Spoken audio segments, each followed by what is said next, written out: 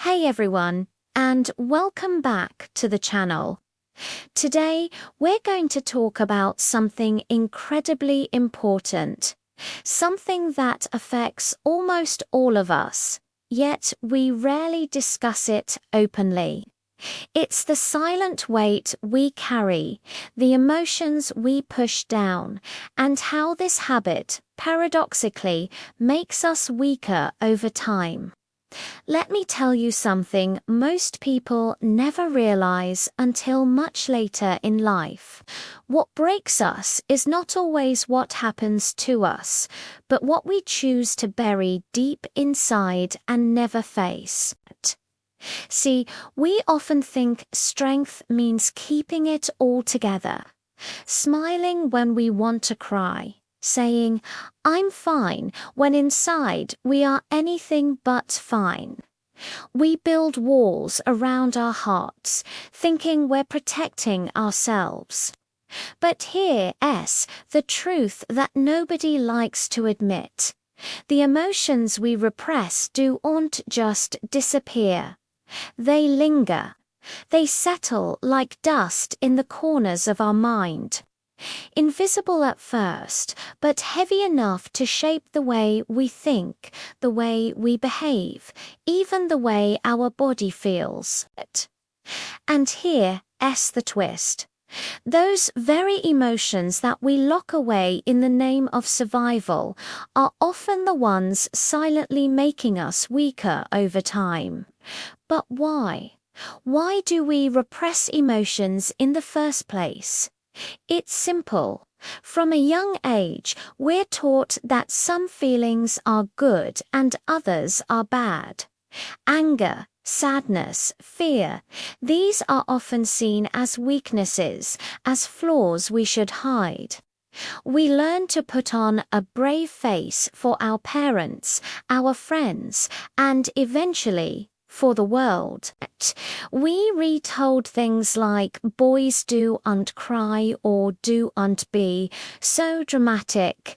These messages, though sometimes well-intentioned, teach us to disconnect from our own authentic feelings. We start to believe that our vulnerability is a liability, that showing our true emotional state will lead to judgment or rejection. So we learn to perform. We become actors in our own lives, playing the part of the person who has it all under control. This repression becomes a survival mechanism. In a difficult childhood, ignoring your pain might have been the only way to get through the day. In a high-pressure job, showing frustration might feel like a career-ending move. So we compartmentalize. We push the hurt, the anger, the fear into a little box and shove it into the back of our mental closet. The problem is, that closet gets full, and eventually the door will burst open. So what happens on a psychological level when we do this? Think of your mind like a computer with limited processing power. When you're constantly running a background program to suppress emotions, it uses up a significant amount of your mental energy. This is called ego depletion. You're left with less energy for everything else, for problem solving, for creativity, for connecting with others, for joy. You might find yourself feeling constantly tired, irritable, or just numb without knowing why.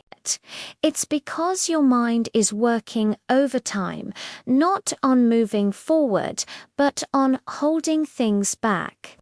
This constant internal battle creates a state of chronic stress, and this stress doesn't just stay in your head. Our minds and bodies are intricately connected. Repressed emotions often manifest as physical symptoms. Have you ever had unexplained headaches, digestive issues, chronic fatigue, or even back pain? It's incredibly common for these physical ailments to be the body's way of screaming what the mind refuses to acknowledge. It's called somatization. The emotional energy has to go somewhere, and if it can't be expressed through tears or words, it might express itself through tension in your muscles, inflammation, or a weakened immune system. You're not making it up. Your body is literally keeping the score. Over time, this disconnection from our emotions can lead to more serious mental health challenges. When you consistently tell yourself that your feelings are invalid, you erode your own self-trust and self-worth. This can create a fertile ground for anxiety, where you feel a constant sense of unease but can't pinpoint the source. It can also lead to depression, a state of profound emptiness where all emotions, even the positive ones, become muted.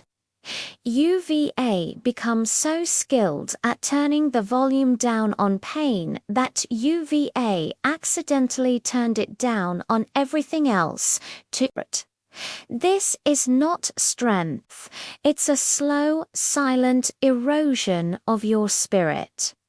So how do we break this cycle?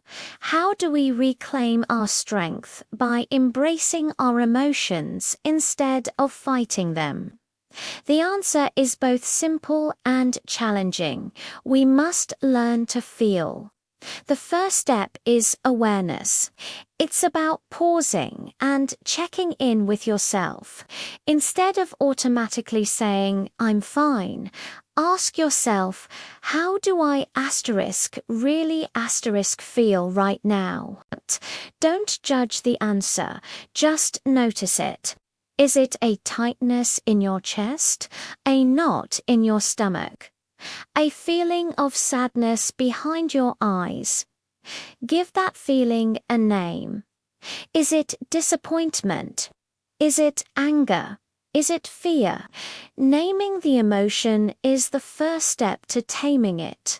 It takes away its scary amorphous power and makes it something manageable. The next step is allowing yourself to feel it in a safe way. This doesn't mean exploding in anger at your boss or breaking down in the middle of a grocery store.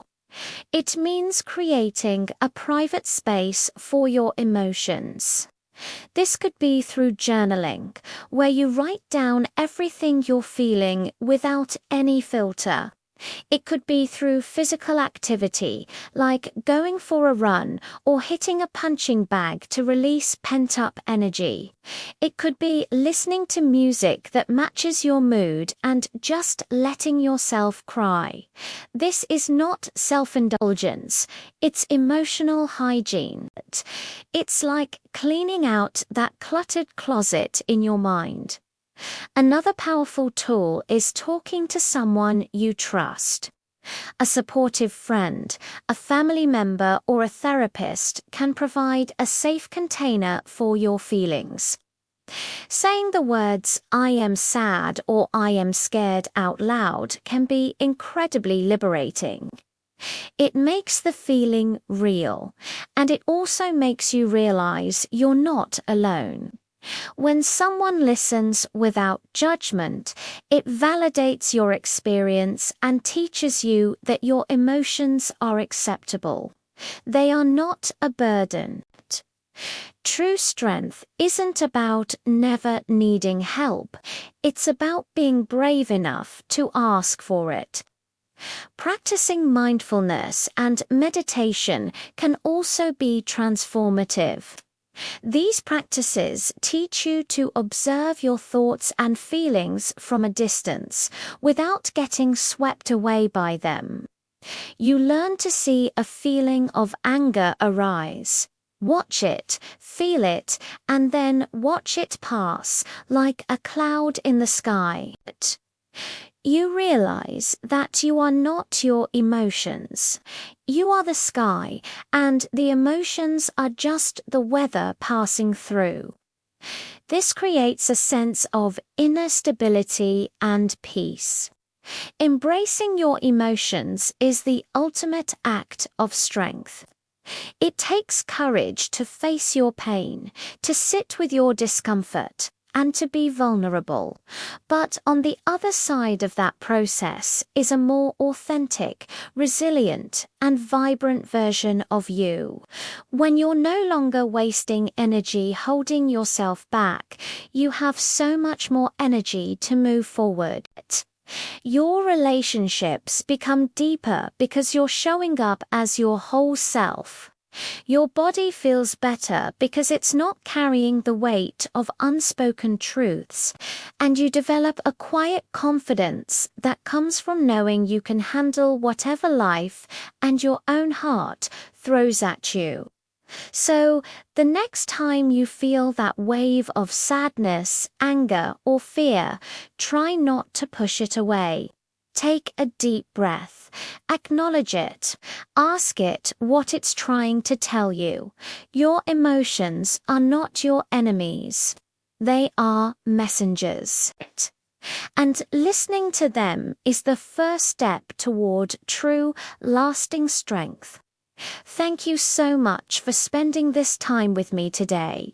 If this resonated with you, please hit that like button and share it with someone who might need to hear it. And don't forget to subscribe for more content on psychology and self-growth. I'd love to hear your thoughts in the comments below. Until next time, be kind to yourself.